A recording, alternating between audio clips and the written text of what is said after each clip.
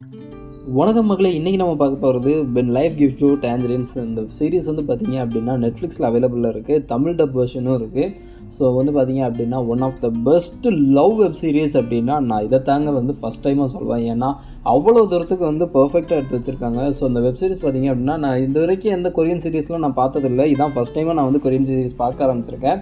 So நான் பார்த்த first web சீரிஸ்லேயும் பார்த்திங்க அப்படின்னா இதான் பெஸ்ட்டாக இருக்குது. ஏன்னா அவ்வளோ தூரத்துக்கு பர்ஃபெக்டாக இருக்குது. ஒரு லவ் சீனாக இருக்கட்டும், அதே மாதிரி ஒரு ஃபேமிலி சீனாக இருக்கட்டும், ஒரு அப்பா சென்டிமெண்ட்டாக இருக்கட்டும், அம்மா சென்டிமெண்ட்டாக இருக்கட்டும், இல்லைன்னா கூட பிறந்தவங்க சென்டிமெண்ட்டாக இருக்கட்டும், அவ்வளோ தூரத்துக்கு எவ்வளோ தூரத்துக்குன்னு சொன்னால் நீங்கள் இந்த வெப் சீரிஸ் பார்த்தீங்க அப்படின்னா கண்டிப்பாக சொல்லலாம் அழாமல் இருக்கவே மாட்டீங்க. யாராக இருந்தாலும் சரி கண்டிப்பாக சொல்லலாம் இந்த வெப் சீரிஸ் பார்த்துட்டு கண்டிப்பாக எழுதுவீங்க. ஏன்னா அவ்வளோ தூரத்துக்கு வந்து சென்டிமெண்ட்டாக எடுத்து வச்சுருக்காங்க. நீங்கள் நார்மலாக பார்க்கணுன்னா ஃபேமிலியோடு கூட உட்காந்து பார்க்கலாம். அவ்வளோ தூரத்துக்கு பார்த்தீங்க அப்படின்னா செம்மையாகவே இருக்குது இந்த சீரீஸு.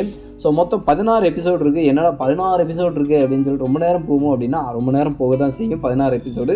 ஆனால் அந்த 16 எபிசோடுமே பார்த்தீங்க அப்படின்னா உங்களுக்கு போர் அடிக்காது. அவ்வளோ தூரத்துக்கு வந்து சூப்பராகவே இருக்குது.